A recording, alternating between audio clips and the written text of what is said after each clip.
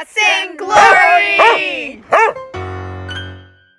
Christina and Cacao Part 2. What does cacao look like as an industry? Cheap profit, deforestation, exploitation of indigenous communities and culture. You're not wrong there. But in sitting down with Christina, I'd like to think our conversation spoke more so to the solution-driven energetics that are being implemented globally, though we may not always see or know of it. It might not make the headlines, your local newspaper, or that of your daily Instagram feed, but this bean speaks to a lot more than just its drool-inducing tendencies. Human rights, culture, communities, a lack of government-wide enforcement, company infrastructures, downstream to our own retail front lines, right into that mug of steamy cocoa. Cacao is known as a heart opener. It did Christina's. It has done so for many, and will continue to do so for those to come. Because it's not going anywhere. I say so because of people like Christina. Because we talked. Because I got to listen in to someone whose trajectory stands testament to what we're capable of in learning, cultivating, protecting, and sharing when it's something we hold dear. Enjoy this second half to our conversation. We also talk cacao face masks and who doesn't want to eat chocolate, as well as having baby soft skin. This is Christina and Cacao with Christina Kim. A quick heads up, we're dealing with an overseas conversation here, so the audio may reflect this. Coming to you from Washington, D.C. and Amsterdam, the Netherlands. Yeah, and it's so funny because my first memory of a block of chocolate was at a tennis club. It was a tournament, and we would be there, and they just brought out a brick of chocolate with a big knife and bananas. And I was like, oh my God. And I was like 13. I was like, oh my God. I was like, what is this? And I just was like, you can have chocolate before tennis and it's healthy. And that memory stuck ever since. And I grew up in New York City. In New Jersey, I was born in New York City, but I grew up with the US Open and just I would go there every summer, and my dream and fantasy is to just bring chocolates to the US Open and be like, these are healthy chocolates, people. Yes. and have the tennis players eat them before a match, or as a, I would love that for that to happen. So we'll see. What would your advice be when it comes to buying cacao? For the consumer, just the average consumer who has no foundational knowledge whatsoever with regards to the industry. When they enter a grocery store, what are they looking for? So in a grocery store, and this is coming from someone who, totally started not knowing anything. I would start at a natural food store that has, maybe a local food store. For me, there's a place called Tacoma Park Co-op. I think a lot of co-ops do a good job of sourcing their cacao as ethically as possible. So I would look for something that says direct trade or fair trade, single origin, because that's when you know that the beans have been at least selected by region, and they try to give as much money to the farm as possible directly without having going through a third-party source. So sometimes what these mean, fair trade versus direct trade, is direct trade would mean, for example, a chocolatier would go to a farm and say, we're going to pay you premium for your crop this year. So they'll pay for maybe a shipping container's worth of cacao and pay them in advance so that the farmer feels reassured that they have the money and the backing to produce these things, and they'll actually do a good job. And it also kind of is a collaborative effort because the chocolatier can tell them what they're looking for, what's the fermentation level, what should these taste like, and teaching the farmers exactly what good cacao is. And then fair trade is where it's more of like a group of farms. So let's say not one farm won't be able to produce that much. It can be several farms are within this co-op or fair trade network where they give one buyer a bunch of cacao for a pretty good price of money as well. So those are kind of like what the vocabulary means. And so when you look at these things on the packaging, and sometimes fair trade could be a little bit sketchy where they're not really paying the farmers that much money, but I think overall the market is heading in the direction of like more transparency. So that's kind of like the first step. The second step, the second tier, I guess, if someone is looking for more like variety and region and taste, like kind of getting into that coffee realm of flavors and varieties, then you would start looking for single origin cacao or chocolate bars. That's when you start getting a sense of like if you like Bolivia versus Peruvian beans versus Guatemala. And I would say definitely buy chocolate bars, and if you can buy cacao, try to like, one or the other. Like how I would do it is if I see like an awesome bar, like I just saw this really cool bar yesterday from Bolivia that was paired with like Ayurvedic ingredients. So kind of pairing this holistic approach to cacao and plants to heal, but also to make it taste good is a really interesting thing because that really requires like sugar or some kind of nectar component, which gets a little bit tricky in the chocolate industry because when you're mass producing chocolate, a lot of factors changes cacao that could change the taste and changes how it melts in your mouth. And so it's really a perfected science. So I have so much like regard for chocolatiers because it's like a lot of chemistry that goes into it. But if you're just looking for taste and healing properties, there are chocolates out there that might taste a little different, like raw. You can see raw chocolate bars versus raw cacao bars with honey versus agave versus coconut sugar. So that's where you're going to get into like a whole nother element of like choosing, are you going in for taste or are you going to go in to support like the honey industry, or are you going in to support the cacao industry? So it can get very like kind of overwhelming if you get a little too into it, which I found myself getting like that. I was just like, okay, like maybe it's just easier if I just start making my own. And so that's how I kind of got into ordering cacao online. I kind of backtracked from the chocolates and I was like, okay, I like Ecuador, I like Peru, I see them a lot, I like Dominican Republic. So I went to a site called chocolatealchemy.com, which teaches someone at home how to make a bean to bar chocolate. And he offers different countries to order from, and he'll give a background of like how he met the farmer, what kinds of what's the cacao flavor profile, and he'll go into like cool spider charts of like based on your own flavor profile, like does this taste sour to you, bitter, acidic, chocolatey, nutty, and you start getting into this kind of like really fun element of being a connoisseur of cacao. So I learned my kind of like what that meant through Chocolate Alchemy, so I definitely recommend that site. And he has, I think, like 12 varieties of cacao on his site that he offers almost all the time. So you can go on there and order like a pound of Bolivia, and then they can be either roasted or raw versus you can also get a pound of like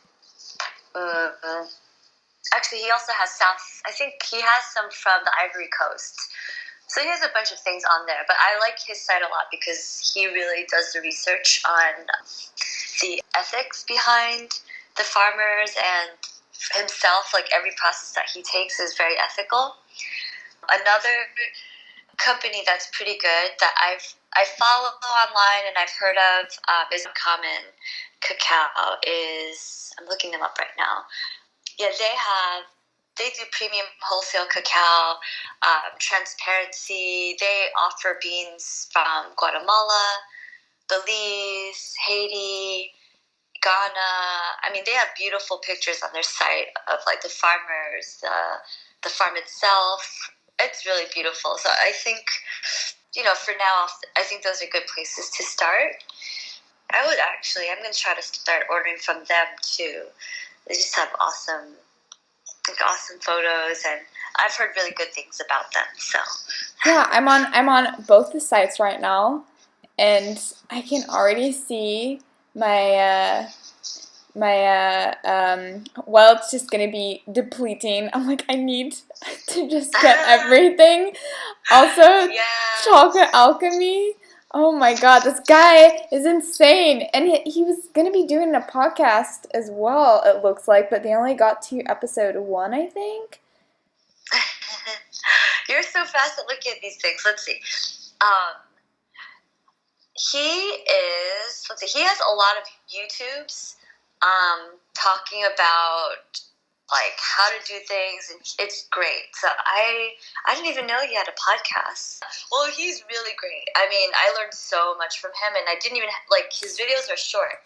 So it's like, and he was a chemist. So it's a chemist who fell in love with the science of chocolate, and just like now this is his career. So he's been doing this for I think a decade or two, and he's just like, he is like the chocolate alchemist for sure. So many brilliant chocolatiers have come from him. So it's really cool to kind of see a chain of like, yeah, just kind of, it's like a storyline of chocolatiers funneling through him. So, yeah. Oh my gosh, his Instagram, the cacao pods. Oh my god. Okay. This is gonna be a deep dive afterwards. Oh my gosh, yeah. It's like super rabbit hole. Yeah. Really fun. And then, so you're, as an artisan who's single-handedly sourcing and crafting your products, what understanding have you gained so far in the industry in terms of pros and cons? Let's start off with the cons. The cons. Okay, so the cons of the industry, I think right now are just, I mean, I think kind of picking through who's actually, I guess, authentic. I think cacao is becoming very popular right now. And so some of the things can be misleading, I think, some of the labels. So it does take a lot of research. And, like, I think, as from my experience of teaching cacao to people and friends, I see a lot of people don't have the time like I do. I mean, I've dedicated all my life and time to it. So it's like, okay, like, yes, I do spend a lot of time researching and playing with cacao that I know a lot of people don't. So I think the cons right now is kind of like how cacao is marketed to like the wellness industry, and like the wellness industry also being able to portray cacao in the right way. And it's starting to get in that area of where it's becoming more about the farm and agriculture and like this whole life being a holistic picture. And I think for myself, I think I tried to stay a lot away from retail because for me, I just started seeing money as like it was taking a lot of energy from me. And I just wanted to create and help support the farmers. So what I found myself doing was like just giving cacao to my friends, and a lot of them in DC are like wellness influencers or have shops or something where they have the ability to start sourcing from these farmers that I'm meeting and talking to. And I think that I wish there were more people who did things that I did or like am starting to do. And I think for myself, it's kind of like it's kind of an unexplored territory for me. So like being the middleman is interesting. Like being a cacao supplier and dealer is kind of fun, a fun thing to think about. But I think right now is kind of like approaching these wellness industries and shops and coffee shops and tea shops to be like, why don't you get this cacao versus the bulk cacao on Amazon? It's like you're going to be still probably spending the same money. And so I think it's kind of like teaching people how to change their mindset about money and cacao, and seeing cacao as a commodity now versus just a wellness ingredient to put into like smoothies and stuff, which is still like great. It's just like now like digging a little bit deeper. So yeah, I guess to sum it up, I guess the cons is just like the murkiness still of cacao in the wellness industry. Yeah. And that hopefully as the retail front as we're seeing this on a retail front, and like the demands from consumers are shifting, that's going to trickle upstream to that level of there's a lack of government and company-wide enforced infrastructure with regards to, the farmers in their community and just the degradation of the environment. Yeah, well said. Yeah, I think it's just as long as there's a lot of transparency. I think it's a very simple formula, and it's really about the consumer education and demand.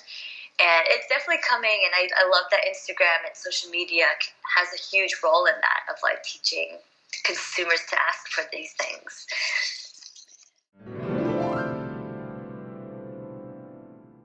So, in deciding what regions you source from, what's your favorite bean right now? And like what region does that come from, and how does this kind of influence like the aroma and the flavor? Right now, I have these Peruvian beans in front of me, which I'm so curious about. I'm going to actually open them right now. Yes. But so far, I have been sticking to Ecuadorian beans for a year now. So Cocoa Supply, I found online on Instagram. I just like instantly connected. There's some kind of energy there that I can't explain. I know I saw that they were from New York, and I was like, all right, I want to order from New York. I'm like supporting this small business. And I think I told you last time we talked that I just hit it off with Layla, the owner, and ever since, it's just been like magic creating with her beans. And I did order from other countries. I really liked Honduras cacao, which I ordered from Chocolate Alchemy. But I think for me, that element of knowing Layla and knowing the story of the farms and like the people she was connecting with, it just really helped me see the whole picture. And like when I would eat the beans and consume them and make them for other people and like for events, I just felt so like it was so meaningful and intentional, and like I felt like this was like what life was about. Like every single step was so I felt connected to everything. And I think that really played a big part of how I was able to create for the last year as an artisan. It allowed me to really like tap into that source of myself and of like nature and the universe, and how like things just started like happening in alignment. And yeah, there's a lot to be said for that. That's just not written about. I mean, it's written about, but like until you experience it, you don't know. Like if I read this anywhere, I wouldn't be like, I'd be like, okay, whatever they say. But just experiencing the beans, like, and seeing my friends being like, oh, I feel this energy from your chocolate. And some of them are not really as spiritual as me. They're just kind of like, but they feel it, they're like, this feels amazing. I can attest to like that energy transfer. So now, like, I just haven't had this. I've had thoughts to order from other companies, but it just felt like I was forcing it. So I just kept ordering from Ecuador. There's two different beans from there: Arriba Nacional, which is the oldest variety. It's a strain that's native to Ecuador. It's amazing. It's some of the best beans in the world, and chocolatiers, like some of the best chocolatiers in the world, use it because of that fine flavor. It's kind of like, I guess I'm not very good with wine, but it's kind of like up there in the world of cacao, of like, this is the best, like, I don't know. This is the good stuff. Chianti, this is just like the creme de la creme of varieties. So from there, I was just like, I do want to try different other countries, just because I think I'm at a stage where I've really connected to myself as an artist and cacao, that I kind of want to see what other countries will inspire within me. And what happened was I actually got two people on Instagram told me that they had Peruvian beans that they wanted me to create with, and I was like, wow, that's so cool. I was just looking for like different countries, and here I have two separate offers from the same country. So now I'm like, all right, Peru is calling to me. So I'm like, I'll happily accept that. So one is from Cacao Laboratory. Let's see, I'm opening this bag now, and I have tried Peruvian beans before from Chocolate Alchemy, and a friend of mine also gave me Peruvian beans before, and they're a lot smaller than Ecuadorian beans, and like definitely sour. I'm selling them right now, and they're kind of like a reddish tint. I'm gonna see if I can send you this photo right now. They feel very like, I mean, this is coming from, let's see, the region is Chuncho, the Chuncho beans. And let me look at my messages right now. So this was sent from Eric Friedman. He's the brother of the duo, Florencia and Eric Friedman from Cacao Laboratory. And he was saying that these are from, I think I want to say like it's also probably from like a small tribe in Peru, in the jungles of Peru. From the sacred Cusco Valley in Peru, Chuncho. Oh, I love this. That's oh my beautiful. God, I'm going to send this to you right now. Yeah, so these beans are the rarest of the Chuncho cacao. They're from the Andean mountains. Some of the Chuncho trees are about 200 years old, and they're home to the endangered condor, the largest flying bird in the world. Wow. Yeah, such an honor. So these are found in Cusco, Junín, and Ayacucho. Very rare. And so a lot of the cacao in Peru are wrongly carrying the label of Chuncho, which are foreign modern hybrids. So this is where we can get into kind of that agricultural language of cacao, of like farmers breeding different varieties and not really knowing the true source or like where it comes from.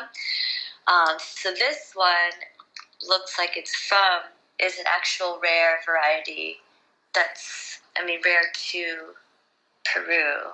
That's really cool. And then, so what a lot of the cacao industry does today is like they're trying to develop and replant these trees in the safest way possible, which is like, some people talk about harvesting them in the jungle, which is actually not a really great way to grow cacao, because it's chopping down trees in the jungle. Whereas if you can have like a permaculture farm and develop and grow these cacao, but in a more eco-friendly way, that's kind of the best way, which is what I've been hearing from farmers, to protect the plant itself, but also the land around it, preserving the forest. Yeah, so it's not so invasive to the ecosystem. Exactly. Yeah. So let's see. I'm gonna eat this one. This is a raw. Wow, it's so good. It's like very berry-like and fruity, and immediately my brain just like brightened. It's like, whoa. I just realized really cool. we completely forgot to go over the pros of the industry, and I just think that this part right here just stands testament to the pros of the industry. Yeah, it's so, it's so pure. I feel like really my brain synapses, like, you know how it looks like a web and they're firing? Yes. It's just like pure connection to this cacao and the land. It's like, zing. Amazing. So on a cognitive level, what influences have you found cacao to have? Because I want to approach this in, say, two parts, speaking to its potential as a psychological stimuli, but also in its capacity pertaining to mental health?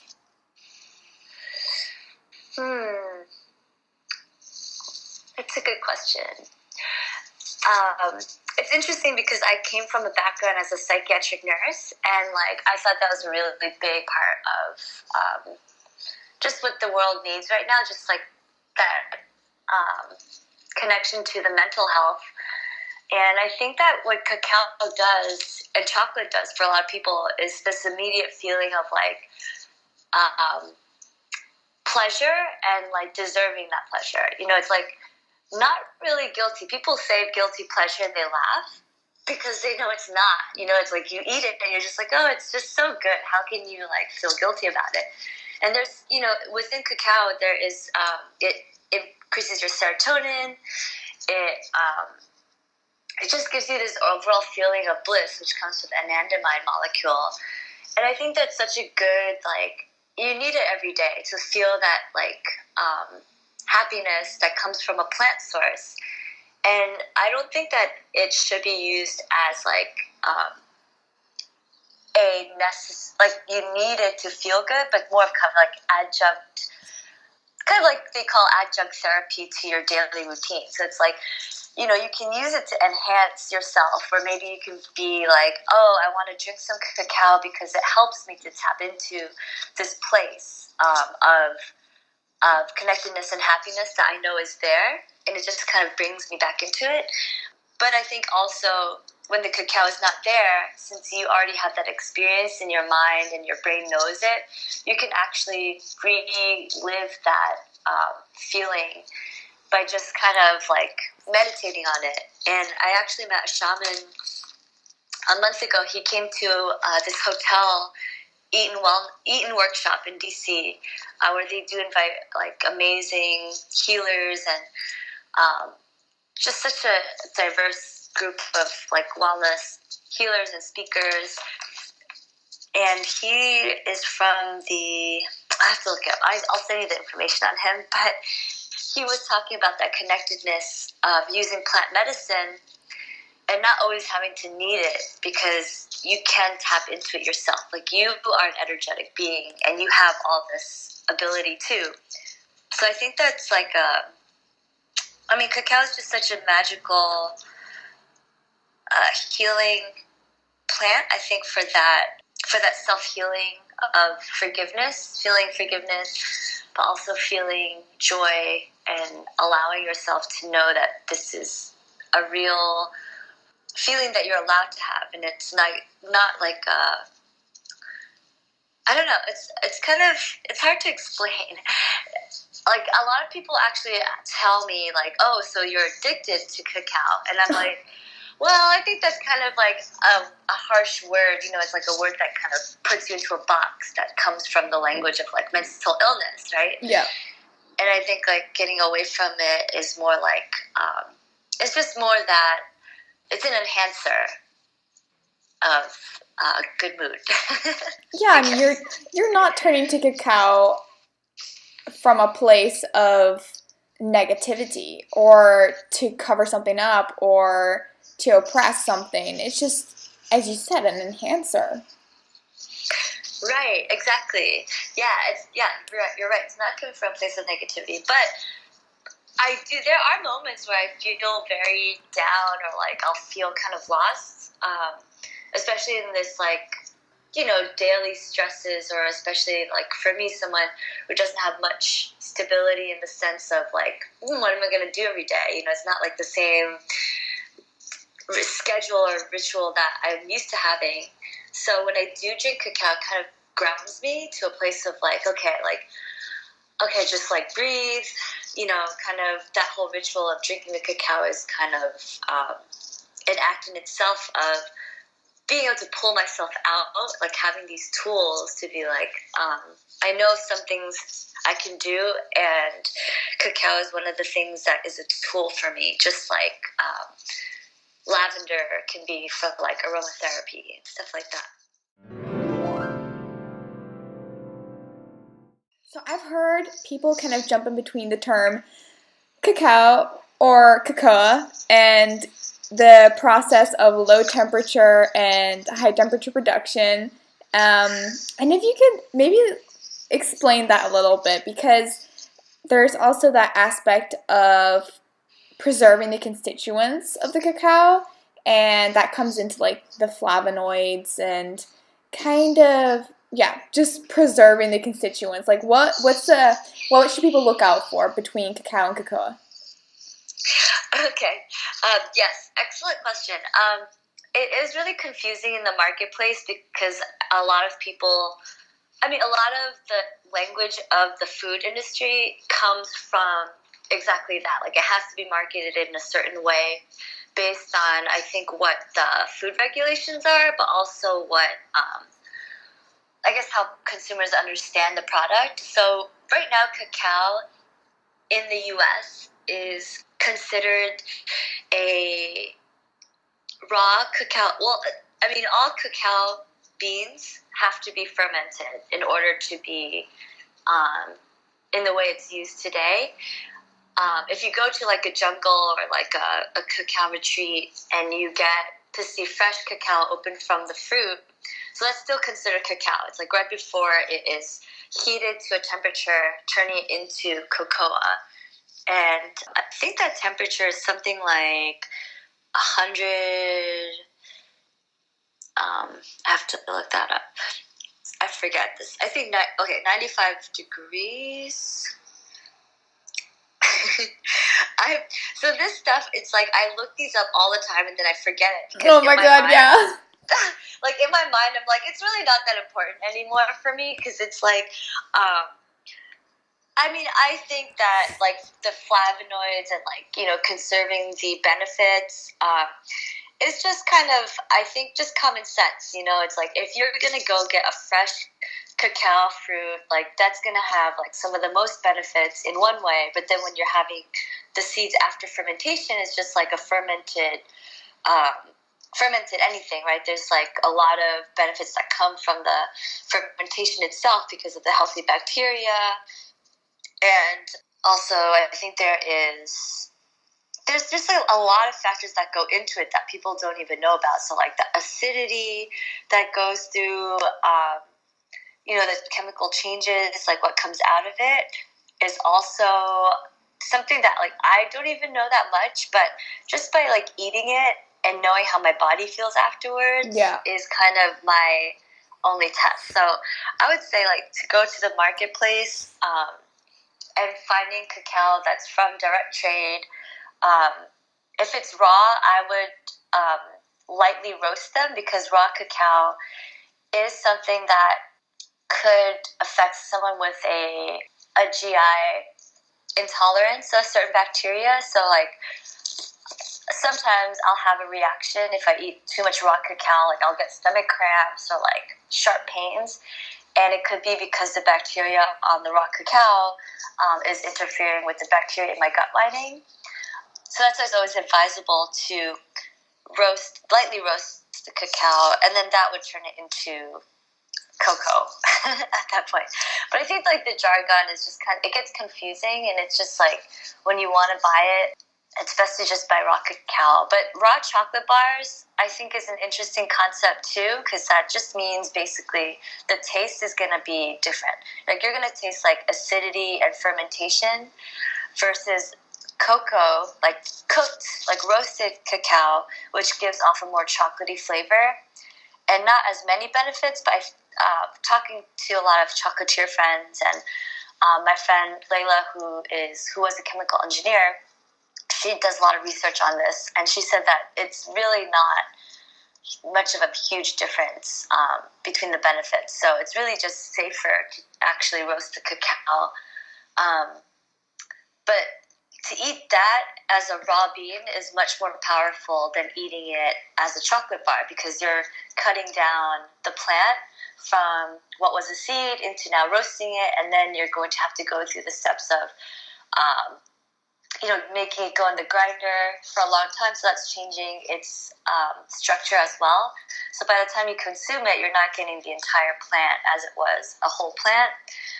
But again, that's also up to whoever's eating it. Like for me, when I get like ceremonial cacao bricks from other people or other companies, I feel really like hyper. And it's also, the caffeine content is different for every cacao bean too, because of the trees that it grows next to. So it's like so many different factors. But basically, I think the good place to start is getting raw cacao from different countries, seeing how your body reacts to it, and then roasting it just to see if your body reacts to that a little better. And then also if in the morning or at night it feels better for you.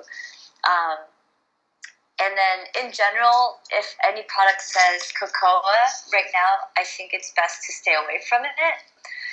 Just because cocoa powder means that it was turned into cocoa within like a big factory.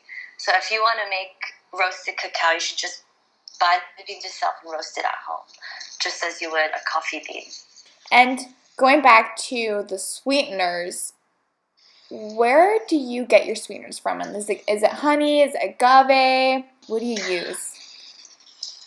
So I currently just use local honey, just because I have started to explore the honey industry a little bit. I don't know too much, but I do know it's also very, it's really corrupt also. And, because of the bees and, they're disappearing due to a lot of our own work of like over-contamination of plants and the environment. I try to stick with the local apiaries and support the beekeepers and try to do my part of consuming what's available, but also like not over-consuming. So if I don't have honey available, I've actually taught myself to use less honey now in the cacao I drink, or even no honey at all. Every once in a while, like if my friend has agave or like I see an interesting like coconut sugar, I'll just try it just to see like, oh, what is this taste? But in general, I try not to buy it because I don't really know where it comes from. And I think that disconnect from me and the product now is just so important to me that I can't enjoy my food as much if I don't know where the food is coming from. Yeah. But I do see a lot of people getting into the sugar industry, just like cacao, where they're starting to make like palm sugar or like panela and getting real sugar cane and like extracting juice from it. And I think that's really beautiful. So if you get a chance to go to a country that has fresh sugar cane juice on the property, or like dehydrated cane sugar, or you can support places like I think Ghana and I think Panama, they have locally made direct trade panela and cane sugar that you can order from online as well. So that's also something that people can do online, but also maybe request from their local wellness store to supply with those things. Yeah, and I recently tried like forgoing the sweetener and just putting in, this is just like a simple hot chocolate, but just putting in, say, lucuma or maca or what's the other one? Yacon root. And it's so good. Like it's just a natural root sweetener, and it's so good. It's just earthy, but it has like the right amount. I saw that you were using the cacao as well on your face. Mhm. Have you seen that like affect the skin? Oh my god, yeah. My skin is like the softest it's ever been because it has antioxidants in it, and it also has like vitamin D, and it protects your skin from, because of the antioxidants, it protects your skin from the sun a little bit. And I just have like really soft skin. I feel like I don't have to really put on as much. I mean, I've been bad. I haven't put on sunblock in a long time because I just feel like I've been getting some protection from the cacao. I mean, I definitely need to look more into that, so definitely don't like quote me or like follow my lead on that. But I haven't broken out or anything. Like I'll use a warm washcloth and like remove the excess like layer of oil. But it's any beauty treatment today uses some type of oil base, and cacao butter is like one of the most pure and like it's amazing. And you smell like chocolate, like you have to try it. Oh my god! Then like the next time you have like leftover like cacao in your cup, you just like just like scrape, like use your index finger, like scrape around the cup, like I'm doing it right now. You just put it on your face and you just like rub it in. You feel the exfoliation of the little grittiness of the cacao. Or even if it's smooth, you just feel that paste, and you can leave it on for between like 5 minutes, and sometimes I've left it on for like 40 minutes because I've just been lazy and doing other things. But then, you just remove it with a warm cloth, and like you feel like literally like you just had the most expensive, beautiful facial treatment. Like you feel like a goddess. It's amazing. I can't wait for you to try that. Well, I know I'm going to be doing that tonight because cacao is a part of the evening ritual. Yes. Oh, I love it. So you have one. Do you have cacao every evening? Yeah. I'm trying to kind of support circadian rhythm by having my elixir and then zonking out. And so it's usually like after a drink, like the cacao is always a part of like whatever potion-y thing I come up with, and then after that it's just I am done for the day. Like I'm so tired, and it's just that last little bit to get you over the edge of okay, my adrenals, like it's time to slow down, no more electronics, plugging everything out, EMF waves like go away.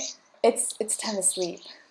Yeah, I love that. I love your evening ritual. Okay, wait, tell me more. So, like, what? This is Christina, and with Guts and Glory signing off. This was Christina and Cacao with Christina Kim. Refer to the show notes to further get to know our guest. Share your thoughts and show us some love by subscribing or get in touch to be featured on the podcast. Released every other Monday. Thanks for lending us an ear. Passing on the mic.